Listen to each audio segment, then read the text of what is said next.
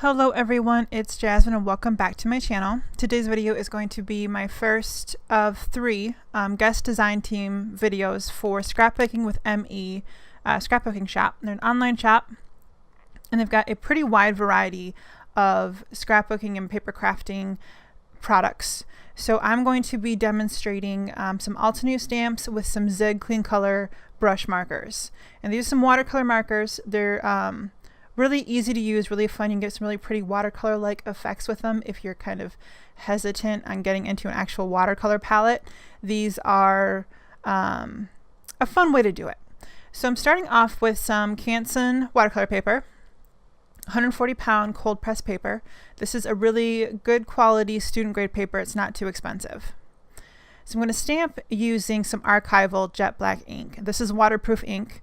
And when you're stamping on watercolor paper, you're gonna want to use the smooth side so that you get a cleaner image when you stamp. And you're kind of applying several layers of ink to get the entire image because of the texture of the paper. So you want to let it dry for, I don't know, 15 or 20 minutes before you apply your medium. And that way you won't get any smudges or smearing because it'll be completely dry. So what I've done is I have stamped on some 2-inch post-it tape to create masks. I'm not masking a large portion of the image, just a little bit, because I want the butterflies to look like they're overlapping, and this gives them a little bit more movement. So you get a little bit more, I don't know, kind of like a 3D effect to it without too much effort.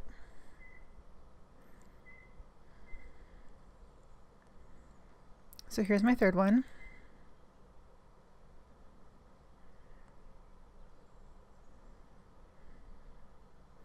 And using the MISTI allows you to stamp in specific spots. So if you're missing just a tiny little piece of your image, you only have to re-ink that single spot and then re-stamp it.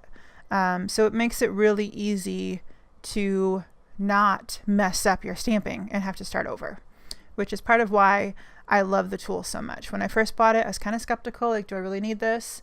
But now that I have it, I kind of don't stamp without it because it really has saved me a lot of frustration.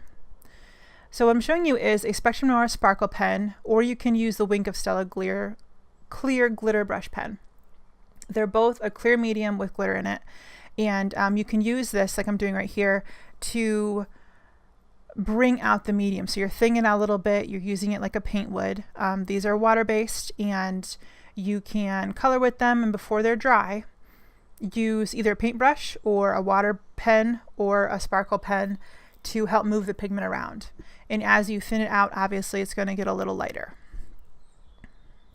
So these are really fun to use to get watercolor effects without, like I said, having to break out or buy an actual watercolor paint palette. So I'm going to use 4 different colors of pink in this project. I have the 60 count package of the markers. You can get singles, you can get doubles, or 2 packs, or you can go all the way up to, I believe there's 80 colors in the big pack. So you can see that I'm starting with my darkest pink and then working out towards my lightest pink. And so you can use the lighter colors to work out the darker colors if you want to. I do like to use water. You'll see me use water and the sparkle pen in different areas of this card because sometimes I want a super light transparent pastel color, and using the water helps you do that, whereas you're not using pigment. You're just using the pigment that's there and then water to thin it out. And I will have all of the individual colors that I use listed in the description box. So you'll know specifically what I did, so you can get the same colors if you want.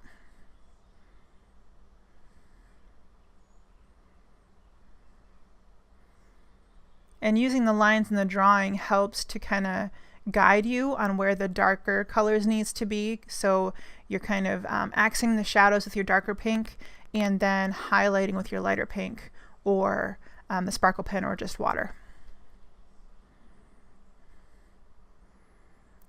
So I encourage you to kind of play with these and see what kind of effects you can get, what kind of effects you like, because they're a lot of fun. And I had them for, I don't know, 6 months or so before I really started using them and really started kind of playing with them to see what they could do.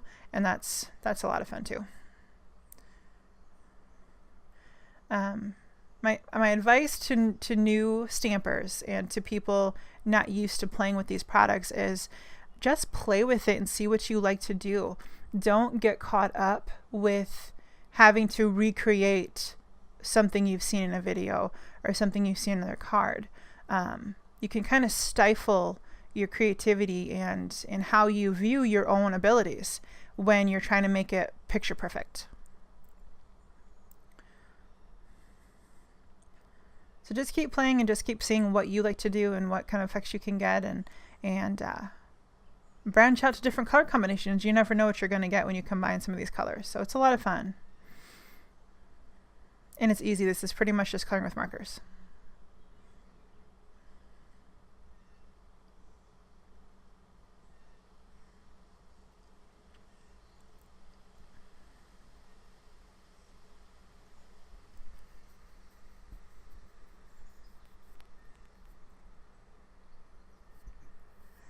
So there's the pinks I used: light pink, dark pink, pale pink, and just pink.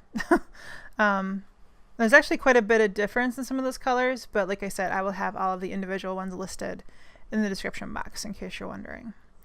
So the next one I'm going to go to is green. So I'm going to use some darker teals in this one.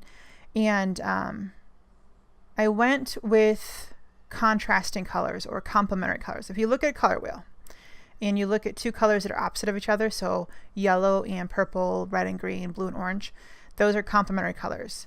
They are going to really stand out and really make the colors jump out at you. So what I've done is I've kind of used that theory to stagger the colors.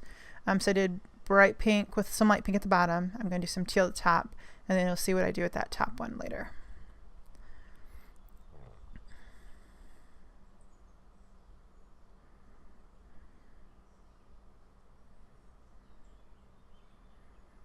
So I wanted this to start dark at the top and then fade out to a super pale bluish green tealy, kind of like sea glass color.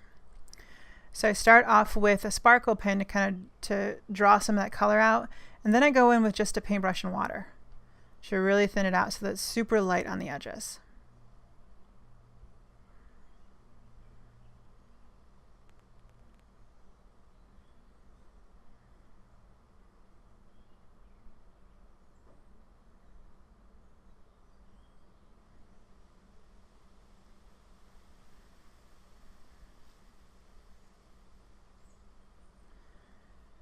And this is sped up to 4 times as fast as it normally would be in real life. And most video makers do that specifically so that we can get the content condensed. So you're not spending an hour watching a painstakingly long video on how to do this. So don't think that this only took, because the video is about, I don't know, 18 minutes. So it's a long video. Apologize for that. But I wanted to show you all of the coloring so that you know exactly how I did it. And that way, you know, if you're kind of wondering, oh, how did she get that super light color, you can kind of go back to the video and see what I did again. So we condense this footage down so that we get the content in so you can see what we're doing within a manageable amount of time. Because obviously most of us are busy, got jobs and kids and so on, don't have a lot of time to sit and watch videos. So we condense them. We make them shorter by speeding up the footage.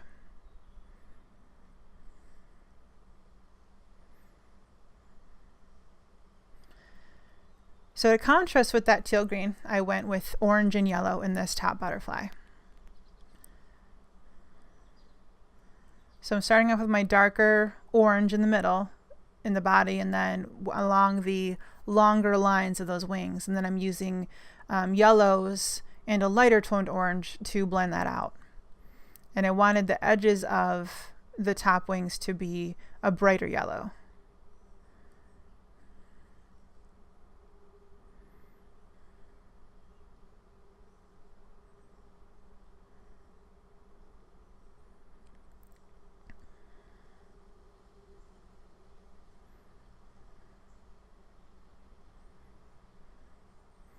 And the contrast between the orange and the yellow really gives you a good view of how these blend and how you can get that really soft watercolor effect with these markers. And by putting just a tiny bit of the yellow in the middle and blending it out with the sparkle brush, I got a super pale yellow to contrast even more with that bright orange.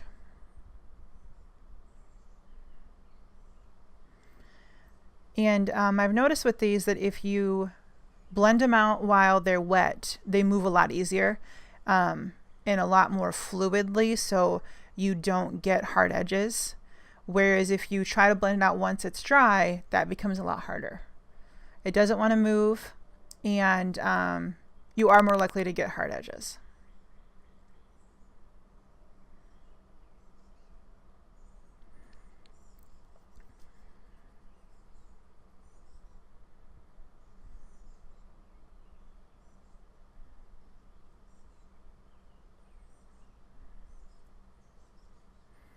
These also dry pretty quickly, so you don't have to worry so much about, for example, the light orange blending with that teal green and giving you a muddy color.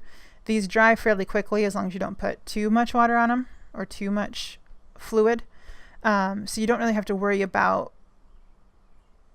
two super wet areas next to each other with these because they do dry faster.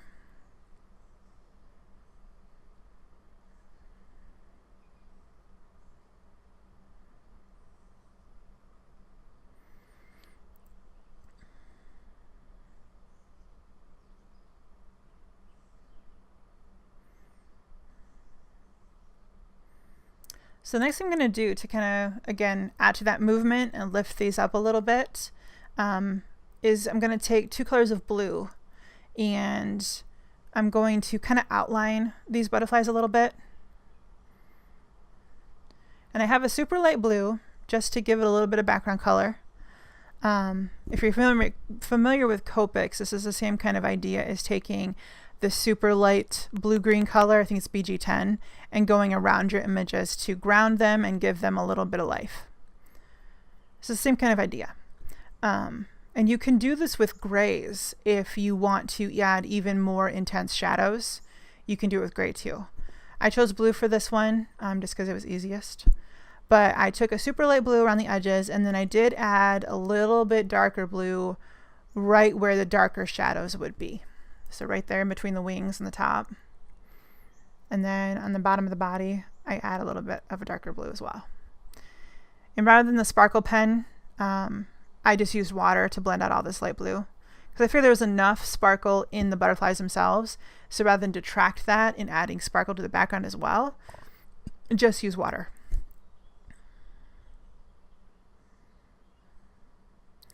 And that is a little bit of a cost conversation too. The sparkle pens tend to be a little pricey. So to avoid kind of wasting them and doing a large, massive area with them, you can skip that and just use plain water.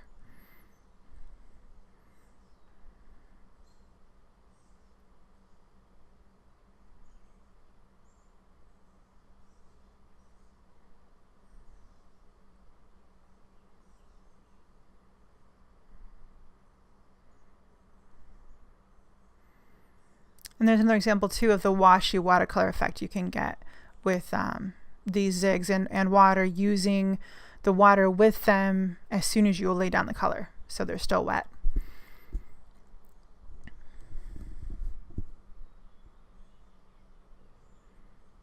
So now I'm going to go ahead and add my sentiment. Now you want to make sure that this is completely dry before you go and try to heat emboss over the top, because any amount of moisture will make your powder stick and it can kind of ruin your project.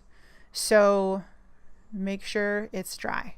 I left this overnight before I applied my sentiment, just because I was kind of done with it and wasn't sure what I was going to do next, so I left it alone. And that's a good tip too. If you're working on a project, you're not sure what to do next, but you need something, walk away from it for a few hours. And that way you're focused on something else, and I get design fatigue. And that might just be because I do this for videos and stuff. But it's important to give your brain a rest when it's doing a certain task and then to come back to it later. So I wanted to keep this super simple. So I just did a simple sentiment on there, heat embossed it using some liquid platinum embossing powder from Ranger. And then I'm going to use the super pale blue cardstock from Design Cuts with a View. And I've die cut that using stitched rectangle frame die by Lawn Fawn. There's lots of different companies that make them, so you don't have to have that one. That's just the one I have. And what I do to mount my cards and my card bases is, like you're seeing me right now, I put score tape around the edges and then use a tape runner for the middle, so that it gives me a little bit of wiggle room in case it's not on straight. I can peel it back off fairly simply without damaging anything to adjust it. And the stitch lines on this die help you kind of center it because it fits kind of perfectly with those. So that's why I like using them. It just kind of gives me a built-in template, a built-in guideline.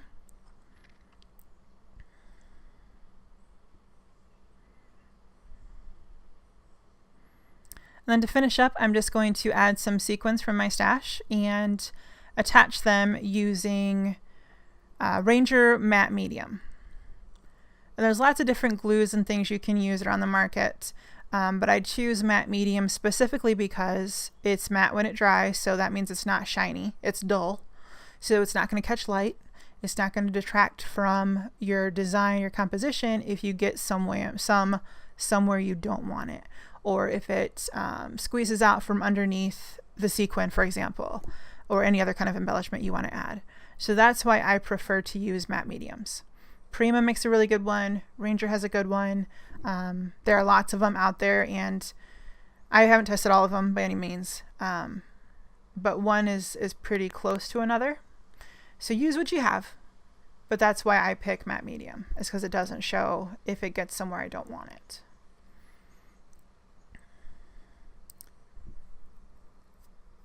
So I've got some silver ones and some iridescent ones.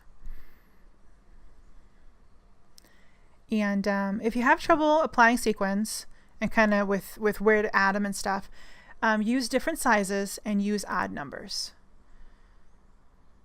Because when you have even numbers on a project, your eye wants to match them up. If you have odd, it just flows. So thanks for joining me today, guys. I will see you next time and have a great day. Bye-bye.